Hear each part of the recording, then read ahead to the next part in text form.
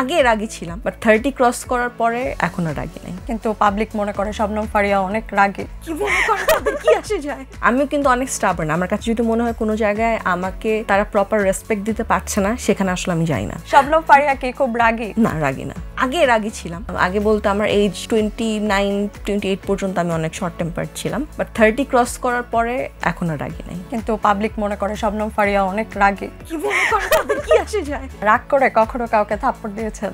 রাগ করে অভিনয়ের সময় দিয়েছি, বাট এমনি বাস্তব লাইফে দেইনি। বলেছি মুখে অনেকবার যে একটা মাইক দিব, মানে থাপ্পড় দিব, এরকম বলেছি অনেক, অ্যাকচুয়ালি দেই নাই।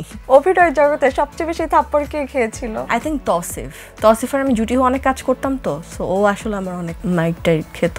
হ্যাঁ, আই থিঙ্ক তসিফ। শুটিং সেটে কখনো রাগ হয়ে বের হয়ে গিয়েছে? হ্যাঁ, এটা হয়েছে। এটা একবার না, এটা ইনফ্যাক্ট দুবার হয়েছে। একবার হচ্ছে সেট থেকে সকালবেলা চলে এসেছি, আরেকবার হচ্ছে ময়মনসিংহ গিয়েছি, গিয়ে তারপর আবার ব্যাক করেছি আমি, মানে সেটে না গিয়ে। এটা হয়েছে আমার সাথে। তখন কি পরিচালক এটাকে কিভাবে দেখেছে? তারা তো ডেফিনেটলি মাইন্ড করেছে, বাট আমিও কিন্তু অনেক স্টাবার্ন। আমার কাছে যদি মনে হয় কোনো জায়গায় আমাকে তারা প্রপার রেসপেক্ট দিতে পারছে না, সেখানে আসলে আমি যাই না। এটা আমার খুবই পার্সোনাল একটা ইথিক্যাল দিক, যে যেখানে আমি অ্যাপ্রিসিয়েটেড হব না, রেসপেক্ট পাবো না, সেখানে আমি যাবো না।